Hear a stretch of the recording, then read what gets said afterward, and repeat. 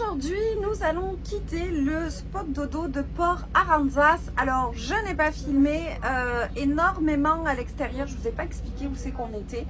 Parce que figurez-vous que quand on est arrivé, c'était beau, mais nous avons encore eu du vent. Nous sommes des abonnés au vent.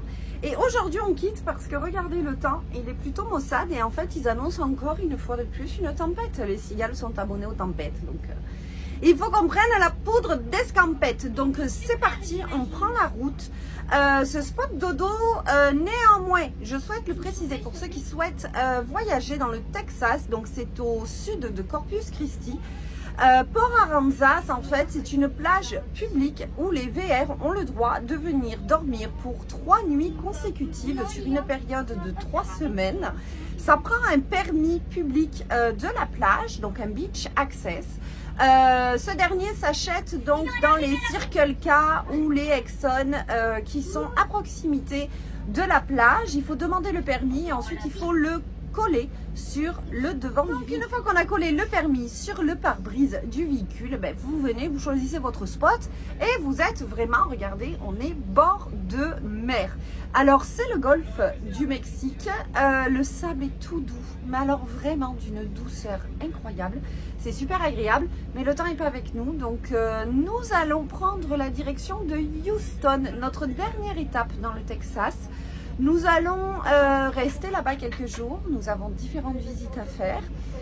Le Texas aura été de courte durée pour nous, enfin du moins les visites de courte durée. On a vraiment essuyé ou de la mauvaise météo, ou on a dû faire face aussi à quelques inconvénients qui ont fait qu'on s'est posé quelques jours sans bouger. Le Texas ne sera que partie remise pour les cigales en voyage parce que d'autres voyages s'annoncent pour nous. En tous les cas, pas tout de suite, mais lorsque nous allons terminer le premier round, on va préparer un round 2.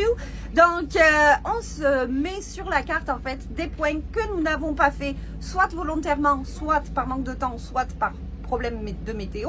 Et coûte que coûte, l'aventure recommencera. C'est parti. Donc là, on quitte Port Aránzaz. On va prendre le ferry qui va nous amener de l'autre côté de la rive. Alors le ferry est 100% gratuit. Il y a un ferry qui fonctionne 7 jours sur 7, 24 heures sur 24. Et en fait, c'est comme une presqu'île. On ne peut pas prendre la route pour rejoindre Houston de Port Aránzaz. Ce qui fait que nous prenons le ferry.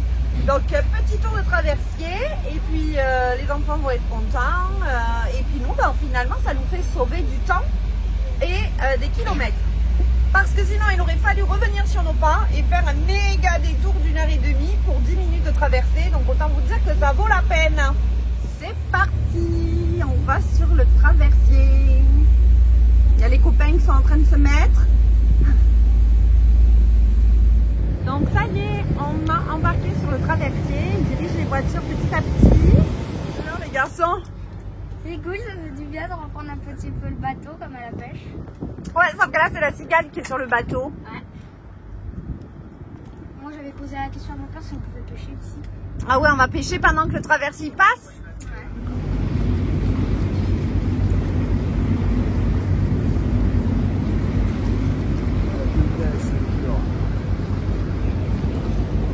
Bon bah nous voilà à bord du petit bateau, un petit ferry. Alors je sais plus comment ils disent ça en québécois. C'est pour faire une petite traversée et c'est gratuit, ça c'est génial. Voilà, alors on va se rapprocher. Il y a Anthony et Isabelle à bord de la cigale. Donc c'est les cigales en voyage, regardez ça. Ah, il a oublié les lumières, comme ça il va plus démarrer après. Et moi je suis pas là, hein, je pars avant, hein, comme ça je lui démarre pas avec les câbles. Voilà, donc ils sont bien là, ils sont tout beaux, il y a la petite famille, il y a Anto qu'on voit à droite là-bas, Isa à gauche et les deux bambinos qui sont acquis. Voilà, alors il y a Elliot, ouais, on le voit à peine là-bas, hein, et Lilian qui est derrière le ventilateur. Ils sont là, ils sont trop beaux, ils sont avec nous. Un hippipipou hein, pour les cigales en voyage. Et à côté, on a Marcel. Et voilà, donc, ah, elle me fait signe, je crois qu'elle a vu... Non, elle est en train de me mimer une otarie. C'est ça, elle mime l'otarie. Un gros bateau. Un gros bateau, pardon, excusez-moi. J'arrive pas à la décrypter. C'est très difficile. Il y a un gros bateau. Il y a un gros bateau. Du coup, on va repartir. Ah d'accord, le gros bateau. Non, c'est quoi ces blagues? Mais priorité à droite. Priorité à droite. Ah ouais, le code de la mer, c'est priorité à droite. Je ne le savais pas. Vous étiez sur la chaîne Canal en Voyage avec les cigales et les Bella Vita. Qu'est-ce que je peux dire d'autre? Abonnez-vous. Abonnez-vous aux cigales et aux Bella Vita. C'est tout pour aujourd'hui. À très bientôt.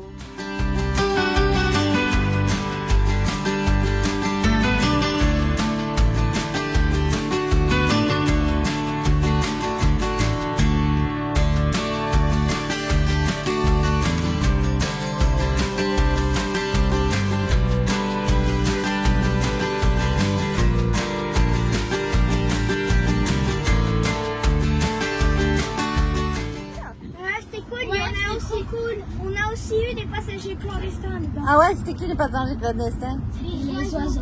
C'était les oiseaux. Bon ben voilà, hein. Un petit 10 minutes pour sauver 1h30. On est content? Ouais. Aujourd'hui, donc, comme on vous a expliqué, on a quitté Corpus Christi parce qu'il y avait une tempête qui arrivait. Et en fait, on est comme dans un triangle de pluie, de vent et de tout ce qu'il ne faut pas. Donc là, on a pris le chemin donc, vers Houston pour essayer, du moins, de se mettre à l'abri. Il a plu sans cesse depuis hier.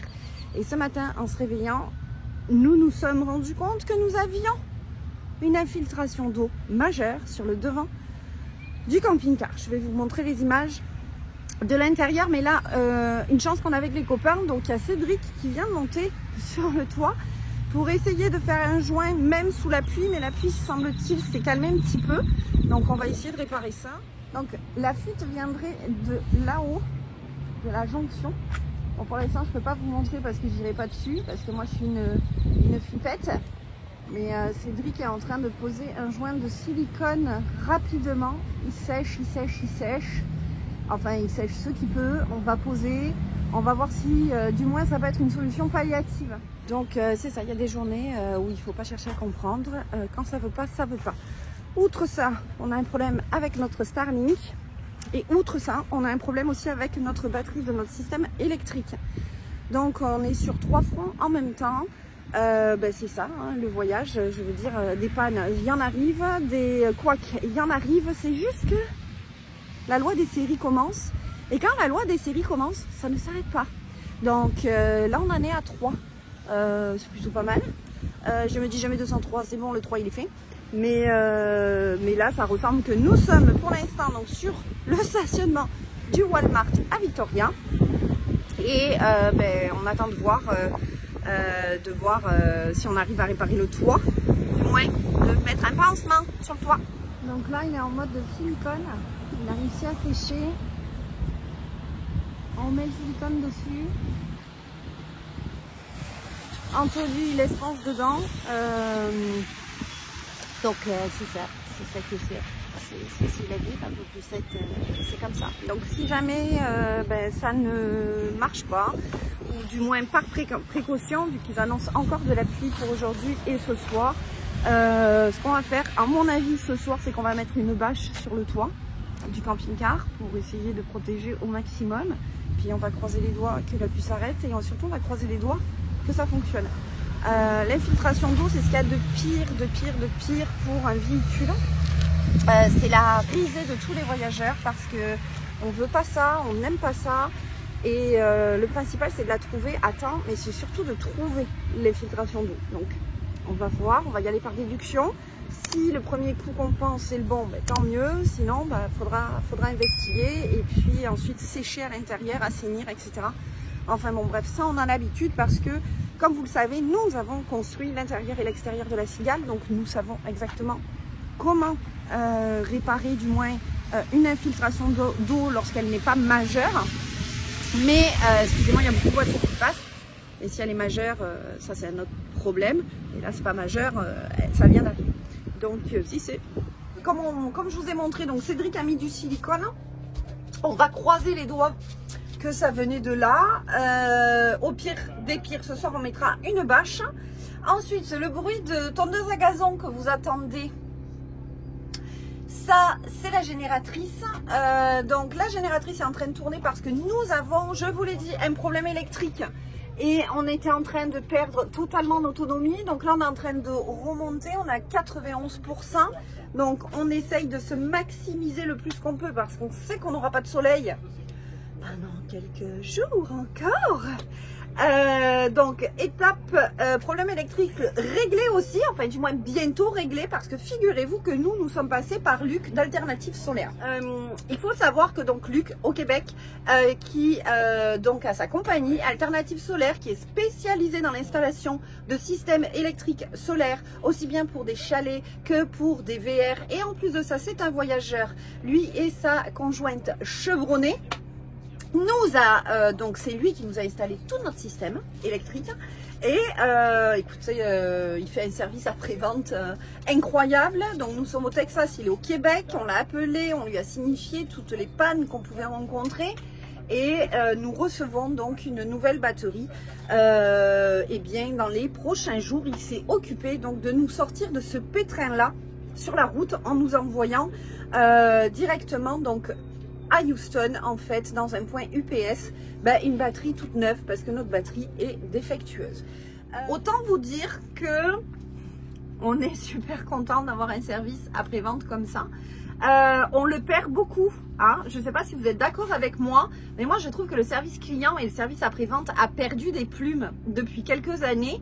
Et il n'y a rien de plus rageant que d'acheter quelque chose et qu'au bout de quelques temps ça ne marche plus et on se retrouve souvent livré à nous-mêmes parce qu'on nous dit c'est la vie ma pauvre Lucette, débrouille-toi. Alors que là c'est tout l'inverse. Non seulement on a pris un engagement avec Luc qui s'est occupé de notre installation électrique, qui a commandé le matériel, qui a tout posé, etc. Mais en plus de ça, il assure un service client, un service après-vente. Et il vous dépanne au fin fond de n'importe où. Donc autant vous dire que on est super content et une chance qu'on a écouté notre instinct, qu'on a fait appel à lui. Et puis je vais faire ma petite vaisselle, je vais faire mes 4 courses à Walmart, acheter 2-3 bêtises qui me manquent.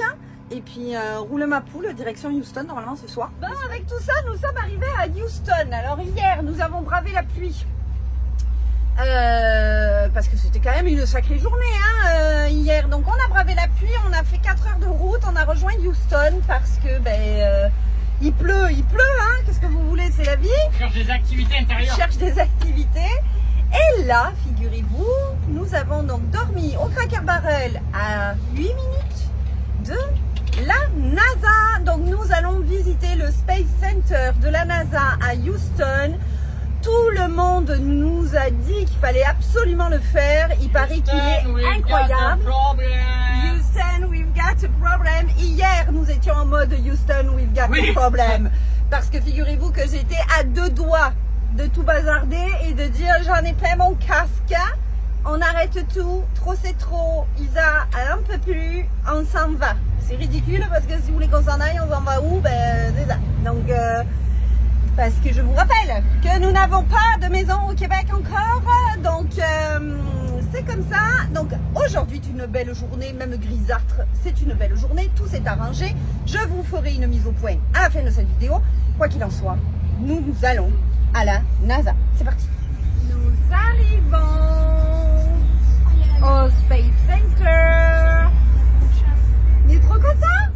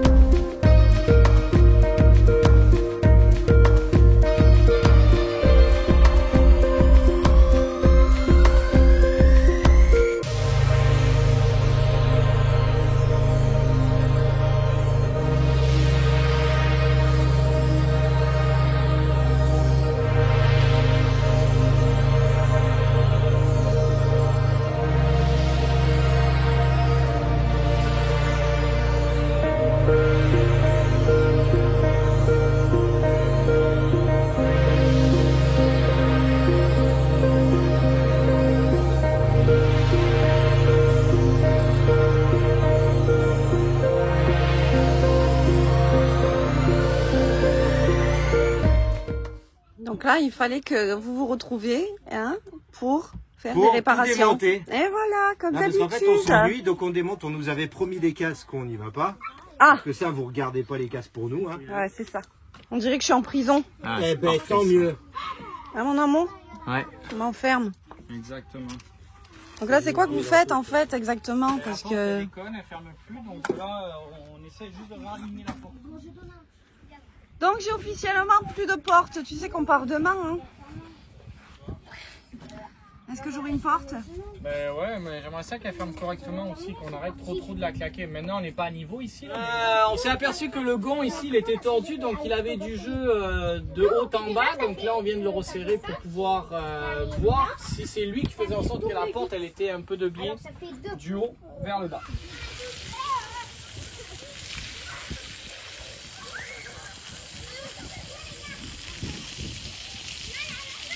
Nous sommes arrivés donc à notre spot dodo pour les 3 prochains jours et autant vous dire que ça c'est une belle trouvaille. Nous sommes à Fort Anahuac dans le Texas, nous sommes au sud-est de Houston, à peu près à 1 heure de Houston exactement et en fait c'est un parc municipal qui donne accès aux campeurs, aux RV, à autoriser, en fait, il nous autorise de passer 3 nuits. Il faut juste demander le permis par internet et auprès de l'État du Texas et c'est totalement gratuit.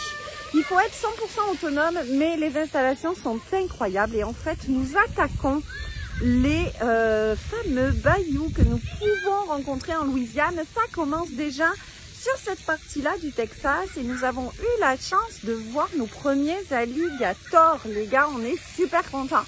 Quoi qu'il en soit, les enfants sont en train de jouer au jeu d'eau qui est juste ici. Le parc est sublime. On commence à avoir des palmiers et le 3 jours de fin de semaine ici, c'était parfait.